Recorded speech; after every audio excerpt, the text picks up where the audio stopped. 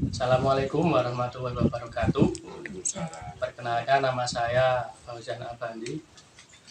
Saya berasal dari Kabupaten Pati, Jawa Tengah, UPBJJ Semarang. Di sini saya akan melaksanakan praktik unit 1, yaitu kunjungan ke petani untuk wawancara langsung. Di sini saya sudah bersama dengan Bapak Sukijan. Dia adalah petani teladan di Desa Kadilangu, Kecamatan Tragil.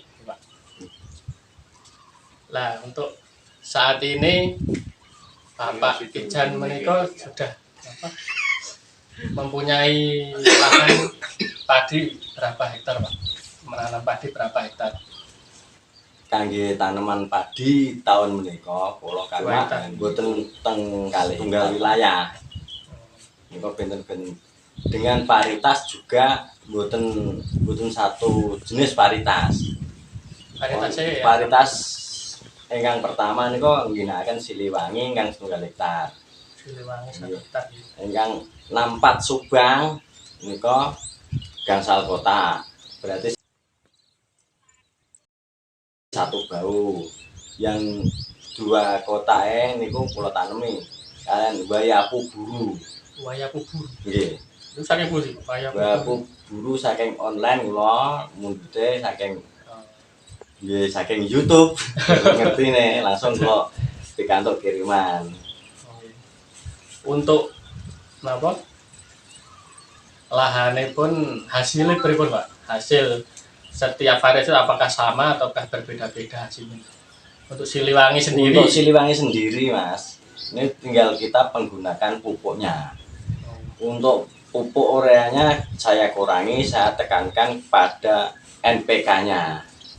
Nah, NPK untuk 1 hektar yang saya tanam di wilayah Kadilangu ini, saya menggunakan NPK sampai 5 sak, berarti 2,5 kuintal.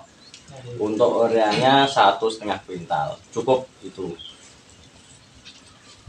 Itu bisa berapa, pas panen itu bisa keluar berapa ton? Untuk 1 kotanya kemarin, 1 hektarnya, bukan 1 kota, 1 hektarnya kemarin untuk Siliwanginya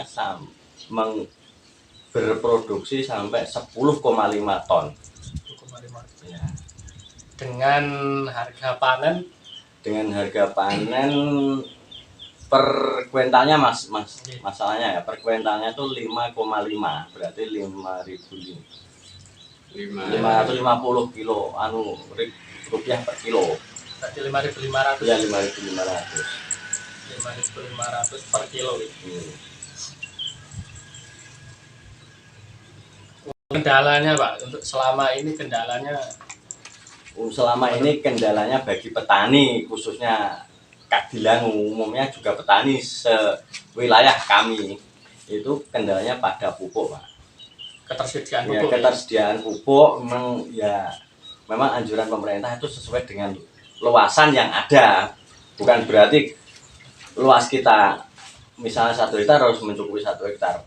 Itu kan diperhitung permintaan petani, tapi untuk permintaan pemerintah itu kan per kotanya paling ureanya 30 kilo, ponskanya 15 kilo.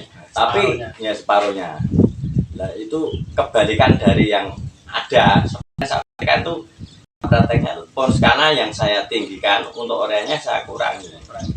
NPK-nya saya tinggikan, nitrogennya saya kurangi.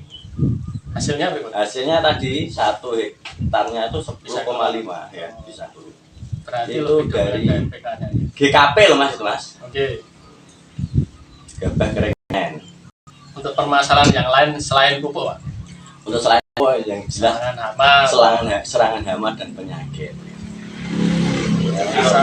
Bisa Kadilangu seperti kemarin yang ada, sekarang bisa dibuktikan. Itu kalau petani ngomongnya belum, tapi untuk saya sendiri sebagai petani yang rodok piye itu sebenarnya hama tegak itu Mas, bukan belum. Berarti kurang pengamatan. Kurang pengamatan. Sebenarnya itu hama tegak. Karena waktu masih tanaman kita itu mapak, sebenarnya sudah kelihatan HPP-nya tuh banyak, cuma dari sana petani itu pokoknya ya disemprot. Kalau tidak itu obatnya yang tepat bagaimana? Sesuai apa sih serangan gitu. Iya, sesuai hama yang Tepat menyerang sasaran. kita melakukan yang tepat sasaran belum mencapai sasaran.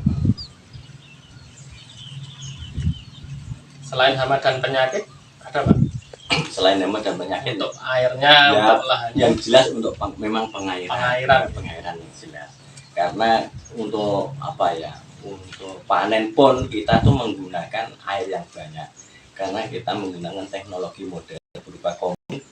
Itu kalau airnya kurang, lahannya juga rusak, kocak-kacir. Itu pun menjadi apa ya, tambahan biaya pada petani karena operator traktor tidak akan mau mengolah tanahnya kalau memang lahan itu tidak dikembalikan dengan cara manual. Berarti itu lahannya kalau di kombin itu harus mengeluarkan Ya biaya tambahan menjadikan normal lagi Ya, lahan normal lagi. yang bisa ditanami. Iya. Itu dicangkul dengan manual, kemudian kombin bisa lewat baru itu mau. Karena memang yo gimana yo, sangat terkosong sekali ya.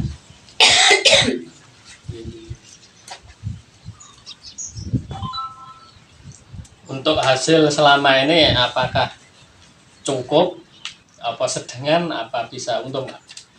Untuk petani saat ini untuk mengatakan untung itu sangatlah tipis. Saya ulangi ya, untuk mengatakan petani yang usaha tani, ya, petani yang berusaha tani, untuk mengatakan untung itu sangatlah tipis. Kalau memang kita tidak mau bekerja sendiri, misalnya mampu untuk menyiang sendiri, memupuk sendiri, itu untungnya baru kelihatan. Kalau semua mengandalkan tenaga kerja, itu ya kita apa ya, bolak-balik ya itu aja, hasilnya tidak akan berkembang. Karena apa, biaya produksi kita tuh tinggi sebenarnya, dengan tidak diimbangi dengan hasil yang tinggi. Tenaga kerja gimana?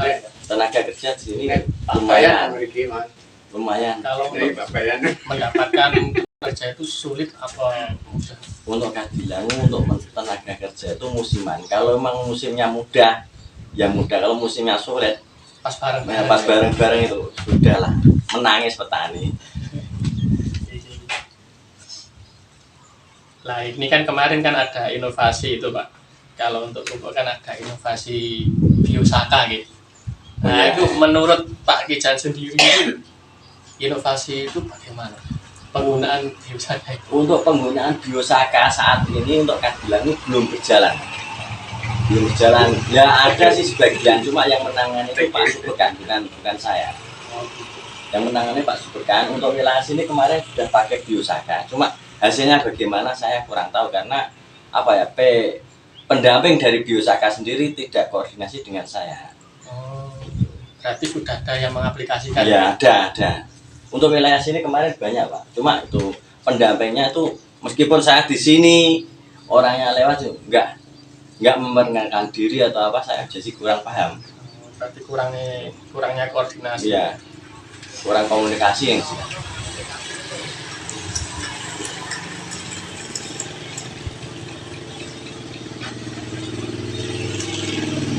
Kalau kendala gitu kan menurut jenengan kendala untuk penerapan biosaka itu Ya, kemarin yang saya amati, meskipun saya tidak dilibatkan ya, cuma saya mengamati itu di tenaga kerja. Karena kita juga melakukan penyemprotan, sering melakukan penyemprotan. Dan semprot sendiri kan kalau tidak mau melaksanakan sendiri kan menggunakan tenaga kerja, itu kan penambahan biaya produksi, kan begitu. Jadi kendalanya juga kembali ke tenaga kerja yang ada. Biosaka kan harus melakukan penyemprotan berulang-ulang. Ya. Kalau untuk usulan Pak Kijan itu untuk menjadi petani Kadilangu ini lebih baik lagi, saran dan masukannya niku kira-kira apa aja Pak? Ya, untuk masukan saya itu saya yang jelas saya petani saya tuh ingin apa yang jelas. Cuma untuk apa ya menggali kesempatan untuk kita bisa kumpul-kumpul itu yang susah. Kalau asam papan di bawah Jamak Sari kan enak, udah jalan, koordinatnya jalan. Cuma kalau di Kadilangu sendiri ya, nun saya Mas Pauja sama Bu Titik juga paham kan. Terjadi banyak sopir, kan gitu kan. Ya ini mau nyoper ke sini, ke sini. Terlalu banyak sopir sehingga penumpangnya bingung kan. Melu sopir. Meskipun kita satu tulisan. Sebenarnya saya ingin ada IPDMIP itu enak, kita bisa petani kenal kita menggunakan obat ini dengan bahan aktif ini. Bahan aktif ini tujuannya untuk ini, itu paham, bukan tandur mungkin semprot cuma dengan mengeluarkan biaya dan tenaga. Nah, tapi hasilnya kurang maksimal gitu loh. Istilahnya mengaktifkan kelompok gitu. Iya, dengan kelompok. Masalah begitu 2013 saya tinggal kelompok Kadilangu itu menurut Bu Titi saya hanya menirukan layamu itu walayah ya. Tidak mati tidak hidup. Untuk yang kedua Pak, Pak usulannya jenengan selain Pak kita juga apa ya menggiat lagi rumah burung hantu. Karena apa? Begitu tidak ada fasilitas, tidak pengembang, banyak yang rusak. Sekarang saya lihat sendiri saja ada 5 rumah yang apa ya tanpa perawatan kebijakan. Padahal itu sangat membantu ya. Kemarin petani sudah mulai terasa, kemarin sudah terasa wilayah yang endemi tikus, rumah burung hantunya hilang, tikusnya juga mulai lagi. Karena dengan burung rubuhan kita juga sangat terbantu sebenarnya. Cuma ya gimana lagi, karena saya sebagai pemegang kendalinya sudah tidak berani mengajukan anggaran lagi ke desa ya, karena apa, anggaran yang ada sudah sangat tipis. Jadi saya juga paham banget untuk mengajukan, kalau tidak ada kok tak ajukan kan percuma. Kalau dibuat swadaya kira-kira berapa Pak? Nah, dibuat swadaya kira-kira ya, misalnya kita 100 petani, mau 1 itu saja sudah bejo. Nyuwun sewu, di tempat saya itu swadaya murni, tidak ada bantuan dari pemerintah itu. Cuma begitu turun hancur, saya sudah tidak berani naik lah, rumahnya juga hilang. Di lahan saya sendiri itu. Lah untuk membuat lagi, aku nolak gitu. Untuk usulan selanjutnya Pak, kalau ada. Untuk selanjutnya misalnya ada nanti kita bukan biar tidak paritas kita itu tidak ya, macam-macam paritas memang bagus, cuma kita itu inginnya paritas yang bermutu. Maksudnya yang bermutu itu dengan label yang bagus nih. Berlabel ya, berlabel, sertifikat kan. Kok sementara selama ini kita itu menggunakan paritas ya turun temurun lah, katakan turun temurun. Habis panen, habis panen beli lagi. Nah, untuk pengganti dari varietas Inpari 32 itu yang sampai sekarang masih susah, karena produktivitas 32 itu memang diakui semua petani sangat tinggi. Cuma varietas 2 sekarang sudah terinfeksi semua hama dan penyakit, itu sudah tertadas sama kekebalan Inpari 32. Berarti rentan gitu. Rentan.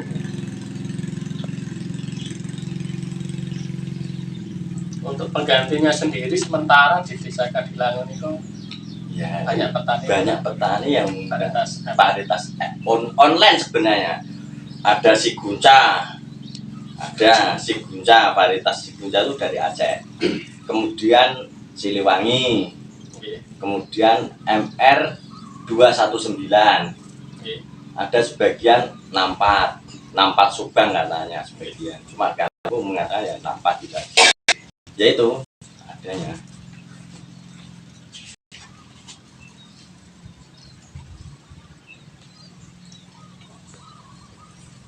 Ada usulan lagi, Pak? Kalau himbauan harapan saya, Oke, harapan. himbauan harapan untuk petani Kadilangu karena sudah sudah seragaman dan kekompakan ada.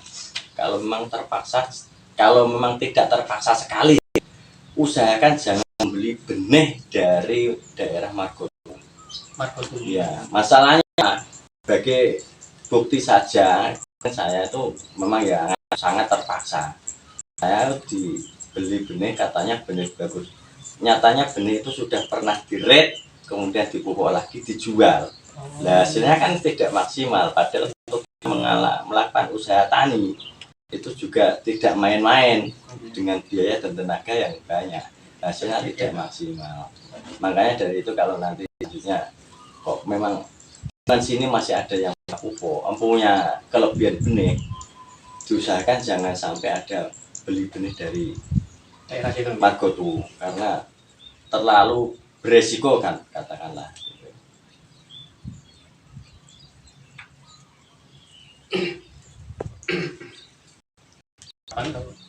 Harapan itu kita bisa inovasi dan inovasi dengan teknologi yang ada, harapan saya. Karena kita melakukan pertemuan juga menghidupkan kembali kelompok, ya bisa kita sharing antar petani. Jangan kita punya pengalaman bagus cuma dipegang sendiri, teman kita berusaha taninya rada ketinggalan dibiarkan, malah kita kan tidak ada kebersamaan. Yang saya inginkan kan kebersamaan, sama tukar pengalaman, pengaruh gitu, sharing gitu. pun dulu, Pak. Ini sama.